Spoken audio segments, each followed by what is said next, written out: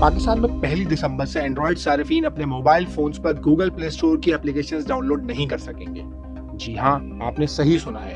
और ये सूरत हाल state bank की जानिब से नई पॉलिसी के बाद सामने आई है, जिसमें डायरेक्ट कैरियर बिलिंग के तरीकाकार को तब्दील किया गया है, जिसके नतीजे में मोबाइल कंपनियों के जरिए गूगल, अमेज़न और मेटा वगैरह समेत बैनुल-अक़वामी सर्विस फराहम करने वालों को सालाना बुनियादों पर $34 मिलियन की अदायगी रुक गई है। तो क्या तमाम सारिफीन इससे मुतासिर होंगे?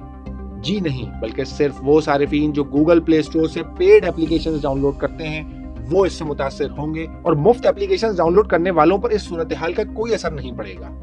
आइए इसको समझते हैं कि ये पेमेंट्स कैसे होती हैं। यानी अगर आप गूगल प्ले स्टोर से पेड एप्लीकेशंस डाउनलोड करना चाहते हैं तो उसके लिए आपको अपने डेबिट या क्रेडिट कार्ड से पेमेंट करनी होती है, या फिर अपने मोबाइल फोन के बैलेंस से भी इस रकम को कटवा सकते हैं। इस नई पॉलिसी का असर डेबिट और क्रेडिट कार्ड से पेमेंट करने वालों पर तो नहीं पड़ेगा, मगर ज्यादातर सारिफीन अपने मोबाइल के बैलेंस से ही इन एप्लीकेशंस की पेमेंट करते हैं, तो सारिफीन की एक बड़ी तादाद इस नई पॉलिसी से मुतासर हो सकती है। इस मामले को हल करने के लिए मोबाइल कंपनीज ने 15 दिन पहले एक खत IT मिनिस्ट्री को लिखा था, और अब जुमे को इंफॉर्मेशन टेक्नोलॉजी के मिनिस्टर अमीनुल हक ने भी एक खत वजीर खजाना इसहाक डार को लिखकर इस मामले को जल्द अज जल्द हल करने का कहा है।